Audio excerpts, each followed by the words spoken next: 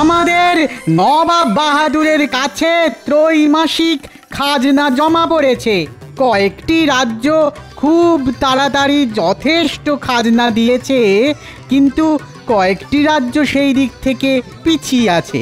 তাই নবাব বাহাদুর এগিয়ে থাকা রাজ্যকে পুরস্কৃত করবেন। সবার প্রথমে আমি ডেকে নেব কৃষ্ণনগরের রাজা কৃষ্ণচন্দ্রকে। বরাবরের মতো এবারও কৃষ্ণনগর থেকে আসা খাজনা আমার দরবারে অনেক আগে পৌঁছেছে এবং আমি তাতে ভীষণ খুশি।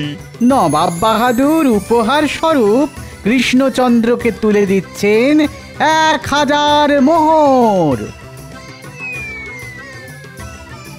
সাবাস কৃষ্ণচন্দ্র, তোমার রাজ্যে এত ভালো ফলন, এত ভালো মৎস্য চাষ, উন্নয়নে আমি খুশি। এই নাও তোমার পুরস্কার। ধন্যবাদ ধন্যবাদ জাহাঁপনা, ধন্যবাদ। মহারাজ, আপনার সম্মান মানে আমাদের রাজ্যের সম্মান। আজ আমাদের চাষি ভাই জেলে ভাইয়ের পরিশ্রমের ফসল আমরা পাচ্ছি। ঠিক বলেছ গোপাল, আর এর জন্যে সব থেকে বড় ভূমিকা কিন্তু আমাদের বিজ্ঞানীর। ঠিক বলেছেন মহারাজ, বিজ্ঞানীর যুগান্তকারী আবিষ্কৃত সার এবং মাছেদের খাবারে আজ এই সম্মান। এরপর ডেকে নেব বর্ধমানের রাজাকে।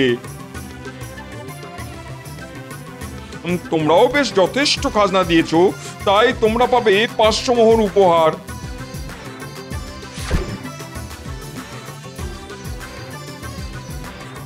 এরপর ডেকে নেব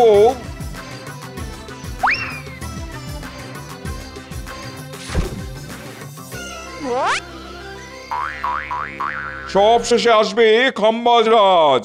খাম্বাজ রাজ্য থেকে এবার প্রাপ্ত খাজনার পরিমাণ খুবই নগণ্য, তাই শর্তানুযায়ী আমি খাম্বাজ রাজ্যের থেকে 500 বিঘা জমি শাস্তি স্বরূপ কেড়ে নিলাম।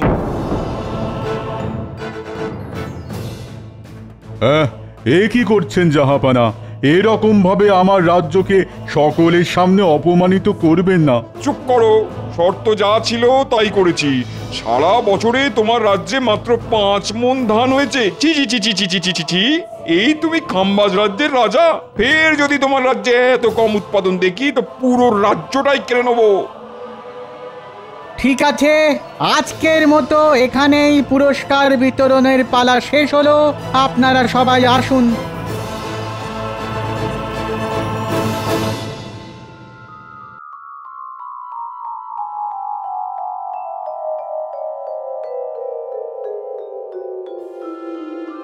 হায় হায় হায় হায় হায় হায়, আমার কি সর্বনাশ হলো!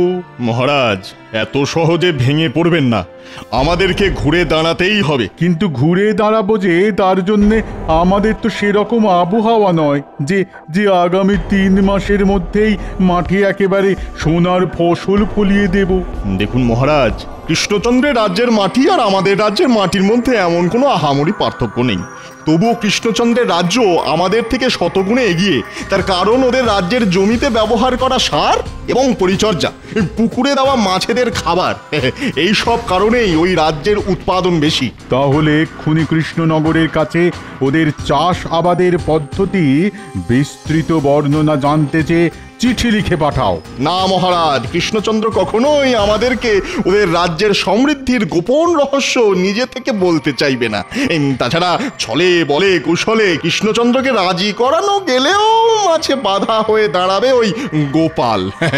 তাই জন্য অন্য কোনো উপায়ে সব জানতে হবে।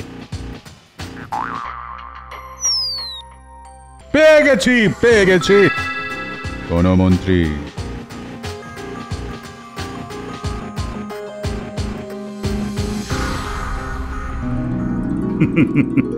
আমাদের রাজ্যে এখন বেশ খুশির সময়। যেদিকেই তাকাচ্ছি সেদিকেই সবুজ, ক্ষেত ভরা ধান, পুকুরে কিচকিচ করছে মাছ। তারপর গতকাল বাংলার নবাবের কাছ থেকে সব থেকে বেশি খাজনা দেওয়ার জন্যে পুরস্কারও পেয়েছি। সবই মহারাজ আপনার আশীর্বাদে। আপনার মতন প্রজাবৎসল রাজা না থাকলে আমাদের রাজ্যে এরকম উন্নতিই হতো না। গোপাল, তুমি তোমার তেল দেওয়াটা বন্ধ করো। হাটে তেলের দাম কিন্তু এখনো কমেনি। এই তোমরা একে অপরের পেছনে লাগাটা বন্ধ করো তো। আমি তোমাদেরকে একটা সুখবর শোনাতে চলেছি। তোমরা প্রত্যেকে নিজেদের কাজ সুষ্ঠুভাবে করো, তাহলে এর পরের বছরেও আমরা যথেষ্ট খাজনা জমা করতে পারবো।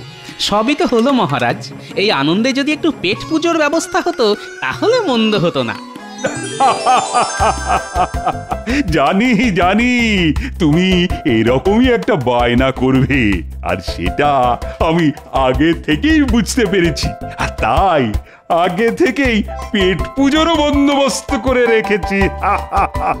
উমা, খাবার কি শুধু গোপালের জন্যই? আমরা সবাই ব্রাত্য। আরে না না না, সকলের জন্যই আছে, এই সে এলো বলে।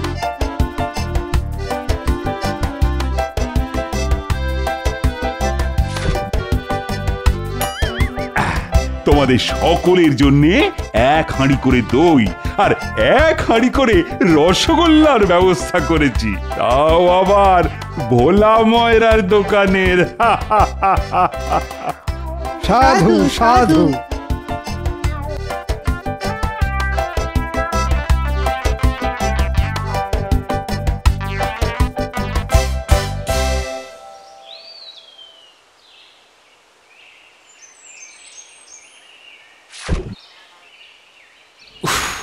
বাবা কি গরম! রসগোল্লা খাওয়ার জন্য মনটা কেমন আনচান আনচান করছে। এখনই কটা রসগোল্লা পেটে পুরে দিই।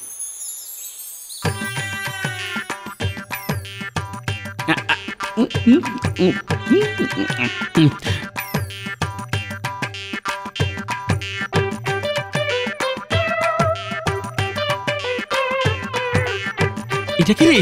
এর আগে তো আমাদের রাজ্যে কোনোদিন দেখিনি। কি জানি বাবা, কারো আত্মীয় হবে হয়তো। না, অনেক বেলা হলো, এবার বাড়ি ফিরি, নইলে আবার গিন্নি রাগারাগি শুরু করে দেবে।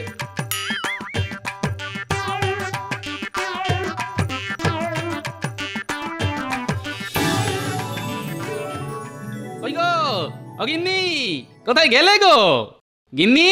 ও আসছি গো আসছি, কানের মাথা খেয়ে নিল। এই দেখো গিন্নি কি এনেছি, দই রসগোল্লা মহারাজ দিয়েছেন। ওই দেখি দেখি দেখি, ইমা এত বড় হাঁড়িতে মোটে একটা রসগোল্লা। এই মরেছে, খিদের চোটে তো সব খেয়ে ফেলেছি। কি গো চুপ করে আছো কেন? বাকি রসগোল্লা কোথায় গেল? ইয়ে না মানে, হ্যাঁ মানে ওই পথে আস্তে আস্তে খুব খিদে পেয়েছিল তো, তাই খেয়ে ফেলেছি গিন্নি। কি তুমি এটা পারলে? ঘরে একটা জল জ্যান্ত বউ থাকতে তুমি সব কটা রসগোল্লা খেয়ে নিতে পারলে? গিন্নি সব কটা তো খাইনি, দেখো দেখো এখনো একটা রসগোল্লা তোমার জন্য আছে গিন্নি। ওটাও আমার জন্য রাখার কি দরকার ছিল শুনি? তুমি নিজেই তো খেয়ে নিতে পারতে। এই দেখো রাগ করছো কেন? আমার আমার মান তো শোনা, রাগ করে না। গিন্নি আমি তোমাকে ভোলার দোকানের রসগোল্লা কিনে খাওয়াবো। হ্যাঁ রাগ করেন না শোনা মনা। ও গিন্নি কি গো, ভাল লাগে না, যাও।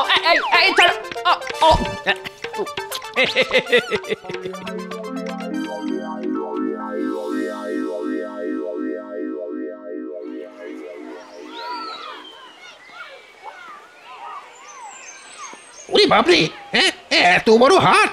আমাদের মহারাজের এসব দেখলে তো একেবারে চোখ ছানা বড়া হয়ে যাবে। আগে আগে সবকিছুর দামটা একবার একবার যাচাই করে নিতে হবে। হ্যাঁ ভাই, ও ভাই, চাল কত করে ভাই?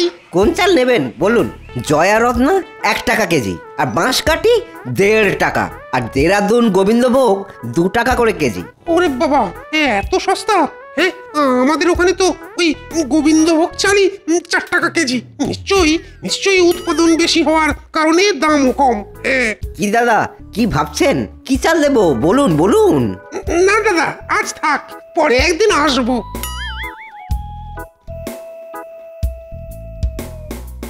রুই কাতলা শিঙ্গি সব কম দামে 1 টাকা কেজি মাত্র। নিয়ে যান নিয়ে যান নিয়ে যান। ওরে বাবা, মাছও দেখছি জলের দরে বিক্রি হচ্ছে।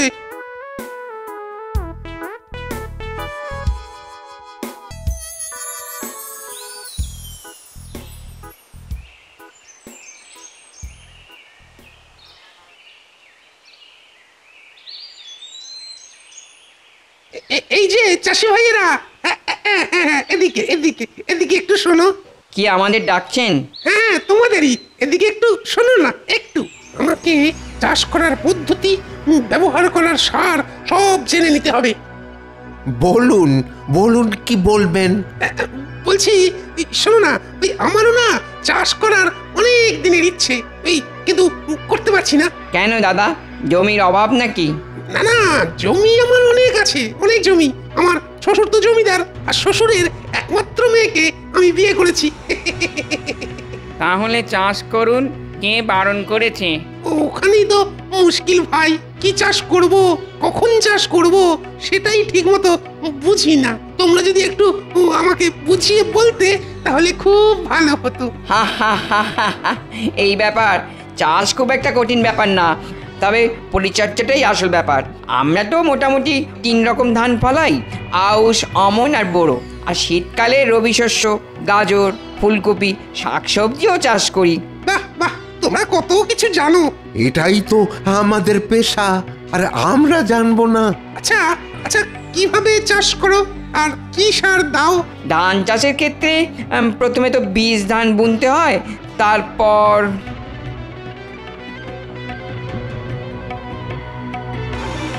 বাহ বাহ, তোমাদের কাছ থেকে অনেক কিছু জানতে পারলাম।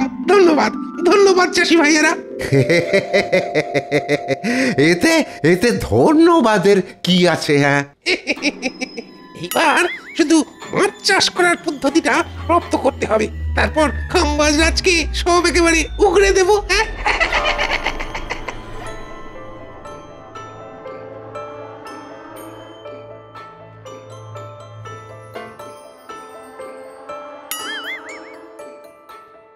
এই টেকো ব্যাটা কি রে, মাঝে মাঝেই রাস্তায় দেখি। যে হোক বাবা, আমায় এখন বাজার নিয়ে বাড়ি ফিরতে হবে, নইলে আবার গিন্নি অশান্তি শুরু করে দেবে।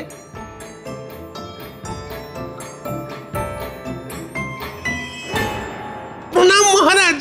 বলো গুপ্তচর, কি খবর এনেছো? মহারাজ, আমি কৃষ্ণনগরের সব কিছু একসাথে পুঙ্খানুপুঙ্খভাবে রপ্ত করে লিখে এনেছি মহারাজ। মাছ চাষ, ধান চাষ, সব। সাবাস সাবাস গুপ্তচর, সাবাস। এবার আমাদের রাজ্য কৃষ্ণনগরের মতো ফসল ফলাবে, কৃষ্ণনগরকে টেক্কা দেবে, নবাবের হাতের পুরস্কার পাবে।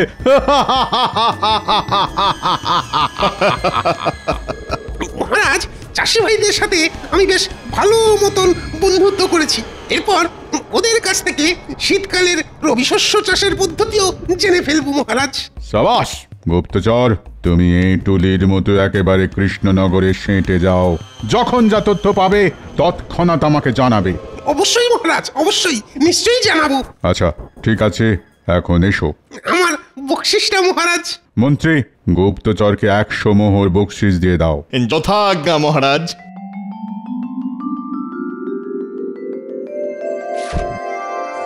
ধন্যবাদ মহারাজ, ধন্যবাদ মন্ত্রী মশাই।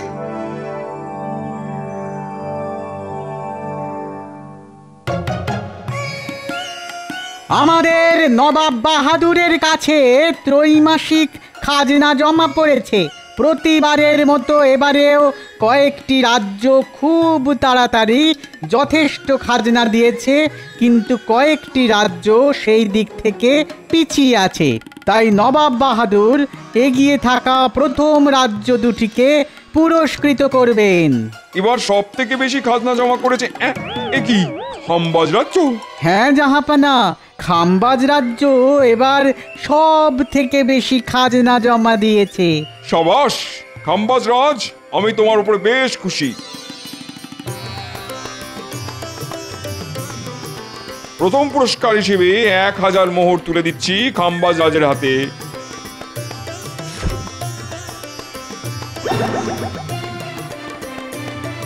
দ্বিতীয় পুরস্কার পাচ্ছে কৃষ্ণনগরের রাজা কৃষ্ণচন্দ্র। ছি ছি কৃষ্ণচন্দ্র, আমি তোমার কাছে এটা আশা করিনি।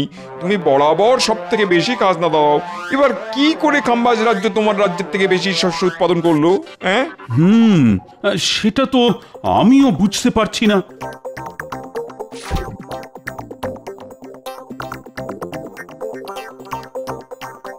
আমাদের রাজ্যে বিজ্ঞানীর বানানো বিশেষ সার দিয়ে চাষিরা চাষ করে, সেই জন্যে চাষও হয় প্রচুর, আর এবারেও যথেষ্ট ধান হয়েছে। তোমার দিন শেষ কৃষ্ণচন্দ্র। এবার থেকে আমার রাজ্যে সব থেকে বেশি চাষ হবে। সারা রাজ্য জুড়ে চাষ করব। তোমারই বিজ্ঞানীর বানানো পদ্ধতিতে সার ব্যবহার করব, তুমি টেরও পাবে না।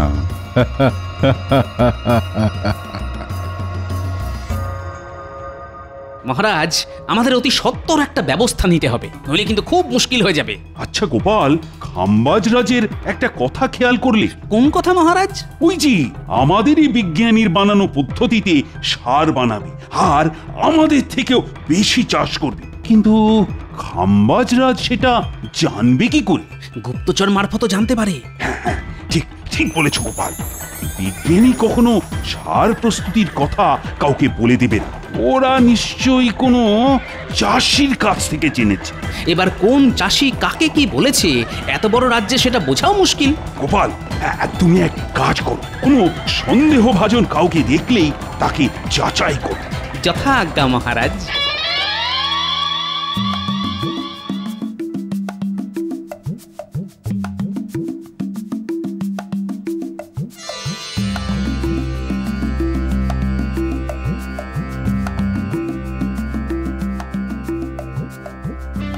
হলো কি, তুমি সেই বিকেল থেকে এদিক থেকে ওদিক আর ওদিক থেকে এদিক করছো? চিন্তায় গিন্নি, চিন্তায়। আমাদের রাজ্যে শনির নজর লেগেছে, বুঝলে? ইমা, ভোর সন্ধ্যেবেলা কি অলক্ষণে কথা বলছো তুমি? আরে অলক্ষণে নয় গো গিন্নি, সত্যি। আমাদের চাষিরা এত কষ্ট করে চাষ করে, তার ফলস্বরূপ আমরা প্রতি 3 মাস অন্তর ভালো মতন খাজনা নবাবকে দিতে পারি। কিন্তু এখন দেখছি খাম্বাজ রাজ্য জিতে যাচ্ছে। যে খাম্বাজ রাজ্যের নাম সবার নিচে থাকতো সে হচ্ছে প্রথম। উমা গো, এ কি সর্বনাশের কাণ্ড! হ্যাঁ, সর্বনাশ বলে সর্বনাশ। উনি আবার প্রকাশ্যে একরকম হুমকি দিয়েছে, ওরা আমাদের রাজ্যের উপায়ে সার বানিয়ে চাষ করবে, কিন্তু আমরা বুঝতেও পারবো না। ওমা, সে কি গো? তার মানে নিশ্চয়ই গোপনে গোপনে গুপ্তচর এসেছে আমাদের রাজ্যে। হ্যাঁ, কিন্তু কে সেই গুপ্তচর সেটাই জানতে হবে। হলেও হতে পারে, ওই লোকটা হলেও হতে পারে। কোন লোকটা? পরে বলবো গিন্নি, পরে বলবো। এখন দুটো খেতে দাও দেখি, খুব খিদে পেয়েছে।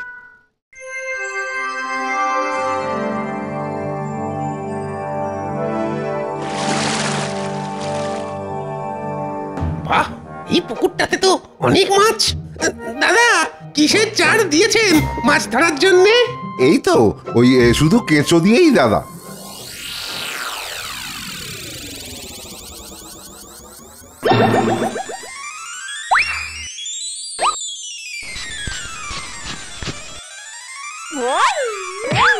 আরে মদন, তুই কবে এলি?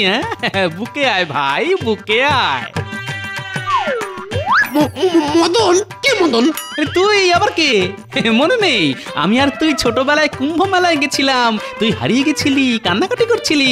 কি যাতা বলছেন আপনি? আমি মদন টদন নই। সে কি করে হয়? এক মুখ, এক চোখ। আরে বাবা, না না, আপনার কোথাও ভুল হচ্ছে। আমি মদন নই। আমার 14 গোষ্ঠীতে কারোর নাম মদন ছিল না। তাহলে দিকে আপনি আপনার নিজের কাজ করুন গিয়ে। আমি কে জেনে আপনার কি লাভ? হ্যাঁ, বেটা খুব চালাক, নিজের পরিচয় দেবে না। বেটা টাক গরম করে তবেই ছাড়বে। সবাইকে বলতে হবে একই রকম ভাবে টাক গরম করতে, তবে যদি নিজের পরিচয়টা দেয়।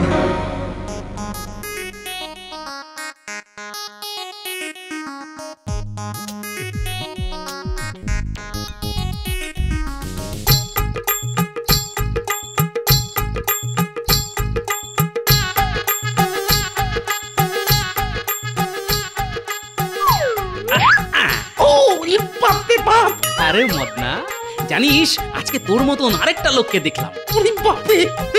টাক একেবারে গরম হয়ে গেল যে। বাবা, কি দাদা, তখন থেকে মারছেন কেন বলেন তো? আমি মদন নই।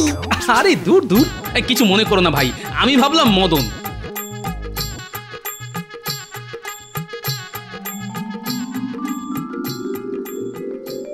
ও পুটির বাবা, এদিকে শোনো। কি বলো?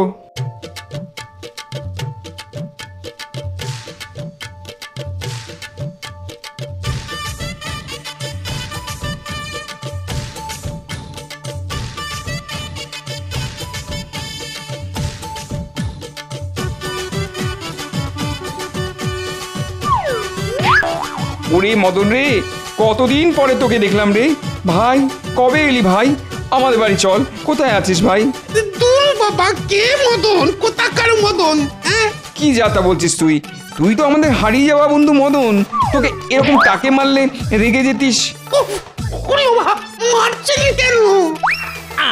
এই মদন, বল না ভাই, তুই কবে এলি? তুই না বললে আবার টাক গরম করবো। এই তো আচ্ছা মুশকিল। হ্যাঁ, তুই বলবি নাকি? বলছি বলছি বলছি আমাকে আমাকে খাম্বাজ রাজা পাঠিয়েছে কৃষ্ণনগরের ওই চাষাবাদ সবকিছু পুঙ্খানুপুঙ্খ জেনে ওনাকে বলতে। তাহলে আমাদের রাজ্যেও ভালো ফলন হবে আর কি। ও, এই ব্যাপার। তুই এই সব কিছু লিখে দিবি আর নবাবের সামনে গিয়েও বলবি, নইলে মেরে তোর টাক একেবারে গরম করে দেবো। আচ্ছা, ঠিক আছে ঠিক আছে। কি কাম্বাজরাজ, তুমি তার মানে এই উপায়ে কৃষ্ণনগরকে হারিয়েছো? ছি ছি ছি ছি ছি ছি ছি। না মানে ওসব মানে শুনবো না। আজ থেকে তোমার রাজ্যের 1000 বিঘা জমি আমি কৃষ্ণনগরের নামে করে দিলাম। ফের যদি এরকম নকল করতে দেখি, তোমার পুরো রাজ্যটাই ওদের দিয়ে দেবো। ক্ষমা করুন জাহাপানা, জাহাপানা ক্ষমা করুন, ভুল হয়ে গেছে। আমরা তাহলে এখন আসি। হ্যাঁ এসো। চলি হে টেকো মদন। ওরে ওরে, আমি মদন নই। সাবাস গোপাল, সাবাস। ওহ, তোমার বিচক্ষণতার জন্যে আবার আমাদের রাজ্য বেঁচে গেল। তোমায় যে কি বলে ধন্যবাদ জানাবো জানি না গোপাল। ধন্যবাদ জানাতে হবে না মহারাজ, শুধু 2 হাঁড়ি রসগোল্লা পেলেই হবে। 1 হাঁড়ি আমি খাবো আর 1 হাঁড়ি আমার গিন্নি।